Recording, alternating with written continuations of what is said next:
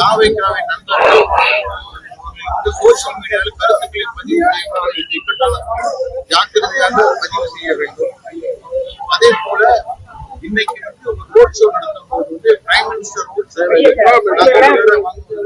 அதுக்கு 2 லெஃப்ட் ரைட்ல 5 அடிக்கு கேப் தேர்தல் கமிஷன்ல அக்கடிஷன் போடுவாங்க. நார்மல்ல எஸ்பிடி ஒரு கைட்லைன்ஸ்ல வச்சு நாம ஃபாலோ பண்ணுவோம். டீனர்ல பண்ணுவோம்.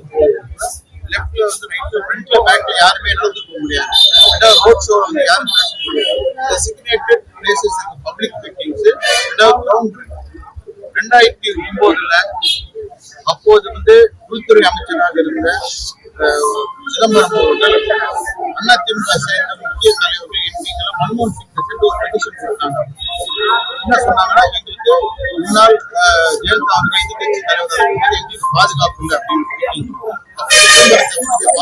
யாரு மன்மோகன் சிங். சிதம்பரம் என்ன சொன்னாரு, அதிமுக டெலிகேஷன்ல நீங்க அவர் கார் கூட்டத்துல போய் காரை எல்லாம் கொடுத்தா என்னதான் பார்த்தாலும் எங்களால பாதுகாப்பு கொடுக்க முடியாது.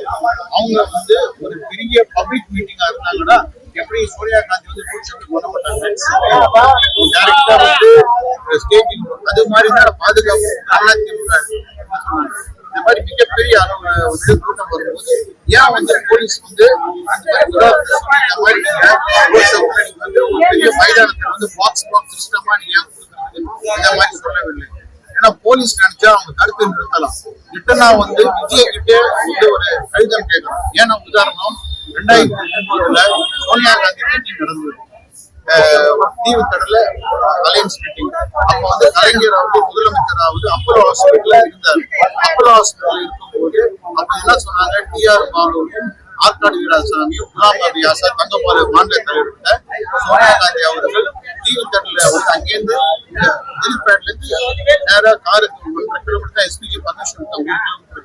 அவங்க சொன்னாங்க நேரடியாக அந்த கார்ல சோனியா காந்தி அப்போலோ ஹாஸ்பிட்டல் சென்று அங்க இருக்க கலைஞரை பார்த்து ஹாஸ்பிட்டல்ல டிஸ்சார்ஜ் பண்ணி ஒரே கார்ல கூட அட்டென்ட் பண்ற மாதிரி பிளான் வச்சாங்க. அதுக்கு எஸ்பிஜி டெல்லியோட டைரக்டர் வாஞ்சி அலோவ் பண்ணல.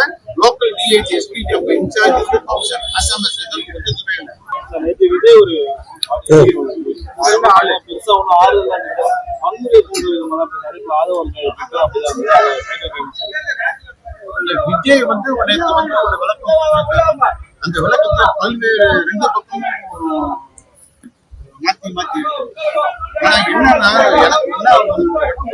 எனக்கு 20 வயசுல 30 வயசுல யங்ஸ்டர் இந்த விஜய் நடிக்கிற மாதிரி ஏன்னா சனிக்கிழமை இன்சிடென்ட் நடக்குது. ஞாயிற்றுக்கிழமை தமிழ்நாட்டில் எல்லாத்தையும் குஷி படம் ரிலீஸ் ஆகுது. சென்னையில பாத்தீங்கன்னா எல்லா யங்ஸ்டர் விஜய் விஜய் டிவிக்கே கத்துவாங்க. அந்த அளவுக்கு ஒரு ரெண்டாவது அரசாங்க சார்பில் ஐஏஎஸ் அவங்க ரெவென்யூ செக்ரட்டரி பேரிட மேலாண்மை இல்லாட்டி ஒரு ஃபயர் ஆக்சிடென்ட்டுக்கு கொடுக்கலாம். ஆனா அத்தாரிட்டி யாரு? ஹோம் செக்ரட்டரி அந்த மாதிரி அத்தாரிட்டி சிங்கிள் ஒரு ஜட்ஜி என்கொயரி கமிஷன் போட்ட பிறகு அவங்க என்கொயரி சப்மிஷன் உள்ளிட்டது இவங்கதான். வதந்திகளுக்கு விளக்கம் கிடையாது.